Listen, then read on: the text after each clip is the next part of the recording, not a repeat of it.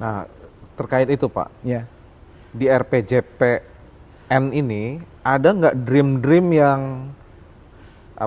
membangkitkan mimpi-mimpi itu anak Indonesia di 2045 tuh yang kan memang rencana pembangunan jangka panjang biasanya juga memunculkan mimpi-mimpi Oh iya, besar. mimpi besar. Bisa nggak mungkin Pak Menteri menyampaikan di RPJPN ini nih, ada nggak mimpi-mimpi besar yang mungkin sekarang tuh orang belum terbayangkan, tetapi sebenarnya itu bisa terjadi seperti yang tadi Pak Menteri kan? Iya. Kita punya cita-cita, misalnya kita akan menjadi jagoan di apa namanya itu seaplane misalnya. Kita harus, karena kita negara kepulauan, kita nggak perlu banyak bikin bandara di darat. Kita kenapa nggak kembangkan bandara-bandara dan pelabuhan sekaligus di seluruh Indonesia. Jadi ke depan Indonesia mungkin bisa jadi salah satu raja seaplane misalnya, ya kan? Ya, itu kita sedang dorong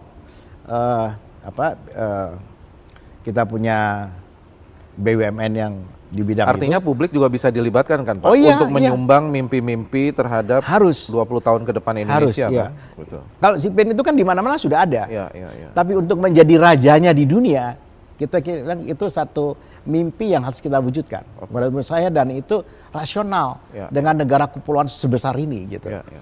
Kita nggak bisa semuanya itu gini loh. Nah ini yang saya ingin sampaikan. Jadi setelah penduduk itu, kita harus menyadari bahwa kita ini archipelagik. Kita ini negara kepulauan. Jadi jangan men-treat negara kepulauan ini seperti benua. Ya, ya. Dan jangan men-treat seakan-akan pulau-pulau kita itu dipisahkan oleh laut gitu. Tidak, tapi laut itu menjadi bagian dari kita. Bayangkan imajinasinya Bung Karno dirasionalkan oleh Juanda, ya kan? Landasan kontinen, kemudian dibunyi hukumkan oleh Mokhtar Kusumaatmadja. Jadilah kita diakui landasan kontinen kita itu menjadi wilayah Indonesia, wilayah Nusantara. Kan itu mimpi hebat itu. Kami di sini menghitung ada namanya growth dynastic. Jadi kita lakukan growth dynastic. Kira-kira kalau kita mau bicara soal itu, maka berarti kan ekonomi harus tumbuh dengan baik. Kalau ekonomi harus tumbuh dengan baik, maka kita harus lihat dari sisi produksinya. Nggak bisa kita lihat dari sisi pengeluaran. Kalau pengeluaran kita kan bilang investasi terus gitu kan. Kan hanya investasi, konsumsi kan, dan tabungan. Itu satu sisi yang memang harus kita lihat. Tapi kita harus lihat dari sisi produksinya. Nah, di sisi produksi yang sangat menjanjikan dan kita punya kesempatan di situ adalah industrialisasi. Dan industrialisasinya ini adalah industri manufaktur. Nah, karena kontribusi industri manufaktur kita setelah reformasi ini itu cenderung turun, gitu. Sekarang di bawah 20%. Nah, kita berharap tahun 2045 kalau bisa kita mendekati angka 30%. Jadi naik 50% dari keadaan sekarang. Jadi dia harus tumbuh di atas pertumbuhan ekonomi. Nah, apakah itu hilirisasi? Bukan. Hilirisasi itu hanya bagian kecil dari industrialisasi. Hilirisasi itu kan hanya bagaimana dari bahan yang sangat mentah, bahan alamiah itu menjadi bahan baku. Misalnya kayak soal nikel. Dari nikel kita jadi ferronikel, ya kan? Jadi nikel pig iron, nikel metal, kayak begitu. Tapi kan bagaimana dia jadi sendok? Bagaimana dia jadi tutup ini? Gitu kan? Dan seterusnya. Itu kan belum ada di sini gitu. Nah, jadi kita harus masuk di sisi itu. Di sisi industrialisasi seperti ini. Kita punya sumber daya alam yang kaya itu. Sumber daya alam yang renewable dan non-renewable. Nah, yang non renewable pasti ada batasnya. Nah, karena itu kita harus kejar dia punya pohon industrinya. Di mana yang kita ada dan mampu, dan di mana yang kita bisa tawarkan. Nah, jadi dia bisa menjadi klaster-klaster industri masa depan. Nah, itu yang kita harapkan bisa juga mendorong bangkitnya entrepreneur Indonesia. Jadi nanti harus ada kebijakan yang mendorong itu, membantu mereka. Jadi bukan hanya memberikan kesempatan kepada orang lain untuk smelter misalnya, karena biaya yang besar sekali. Setelah itu kita bisa beli apa dong, ya kan? Nah, belum lagi secondary mining. Secondary mining itu kan kalau kita misalnya mengambil nikel, itu paling berapa persen sih yang jadi pemurnian setelah dimasak 1500 derajat Celcius? Kan ada sisanya itu. Nah, sisanya diapain nih? Padahal ada kandungan macam-macam di sana. Nah, ini harus kita kuasai. Sekarang udah ketemu Pak, tapi teknologinya China. Nikel kobalt dan nikel sulfat dan kobalt sulfat. Iya. Tapi teknologinya masih China. Nah, ini arti kan riset kita harus maju ke arah sana teknologi. Nah, nanti saya mau bicara itu. Begitu juga yang renewable. Masa kita cuma sampai di situ? Kita harus punya turunannya dari oleochemical. Dulu kan ngomong terus kita oleochemical. Nah, kita mesti lakukan itu. Didorong itu, harus dilakukan. Karena kalau industrialisasi ini nggak terbentuk menurut saya, yang kita andalkan akhirnya di sisi kanan.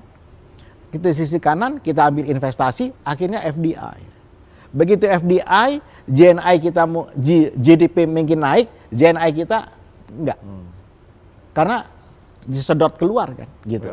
Nah, jadi kita nggak mau itu, supaya JNI kita hampir sama dengan GDP-nya, ya, maka sebaiknya dilakukan oleh kita di sini sebagaimana dilakukan oleh Cina, yang oleh Tiongkok yang hebat itu.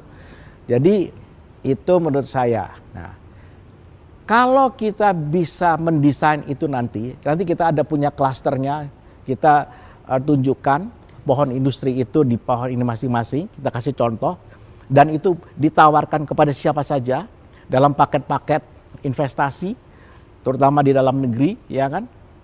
Dan kemudian juga menjadi paket-paket riset masa depan untuk Indonesia, untuk anak-anak bangsa kita sendiri, dan mengarahkan universitas supaya dia mau ke situ dan seterusnya. Begitu juga yang renewable. Nah, persoalannya adalah siapa yang mau kerja di situ? SDM-nya dari. SDM-nya kayak gimana? Ini dual track harus kita kerjakan. Kalau dulu yang namanya Bappenas menciptakan SD Impres dan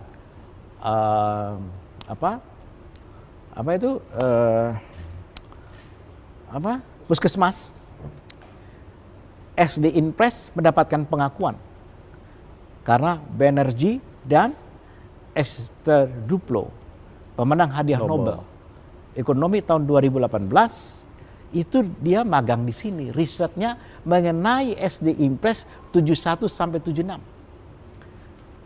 Dan dari situlah kemudian para ekonom mainstream menerima teorinya dia bahwa pendidikan dasar itu menjadi enabler untuk pertumbuhan ekonomi. Nah, itu dia buktikan. Nah, kita ingin cari SD Impres baru itu apa buat kita. Itu kan persoalannya.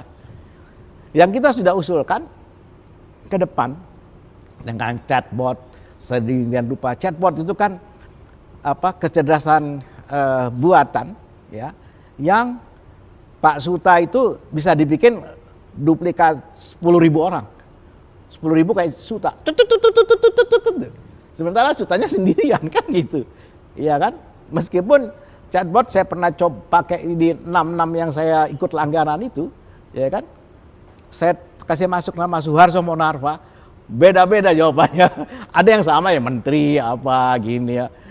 Politikus malah saya disebut dari partai mana gitu. Terus saya dibilang orang besar di sana, Jawa Timur lah apa, udah macam-macam. Belum pintar Pak berarti Pak, ChatGPT. ChatGPT-nya belum pintar. Nah, jadi seperti itu. Kita mengusulkan di sini, Pak. perubahan mendasar dalam kurikulum sekolah dasar. Misalnya, yang ada di diskusi kami di Bappenas ini, ada 3 bahasa yang harus dikuasai sejak SD. Bahasa daerah, karena itu budaya. Karena bertutur, berapa, dan seterusnya. Supaya jati diri kita sebagai bangsa nggak hilang, seperti Jepang. Seperti di Tiongkok. Yang kedua, bahasa Inggris. Karena itu internasional. Yang ketiga, bahasa coding. Masuk itu Pak, di RPJP ini? Kita usulkan. Oke. Jadi 3 bahasa ini harus dikenalkan sejak dini di anak-anak.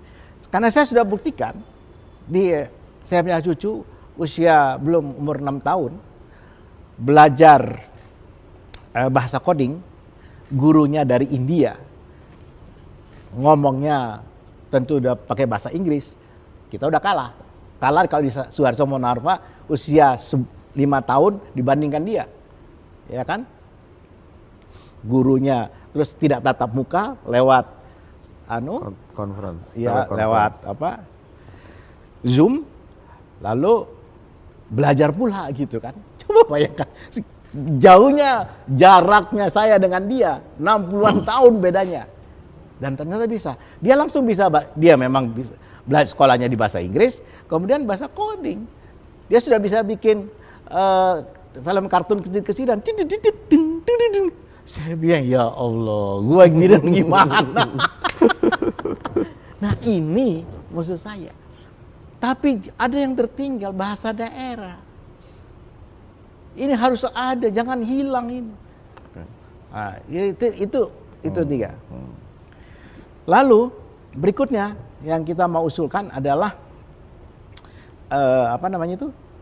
Science, teknologi, math, matematika.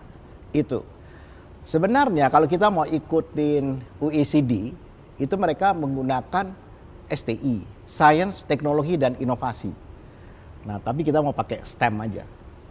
Ya, jadi Science, STEM itu teknologi, engineering, sama matematik. Nah, itu jadi artinya ilmu berhitung itu penting. Saya ingat kata-kata Bung Karno. Bung Karno lagi itu yang ngomong. Jadi dia bilang, ini bangsa ini kalau mau tidak bisa jadi bangsa tempe atau bangsa ini harus pandai berhitung. Dan benar gitu loh. Bukan ya? Nah, karena berhitung itu, ini kata Bung Karno, itu mengajarkan kita sistematis. Dan kowe tidak bisa bohong.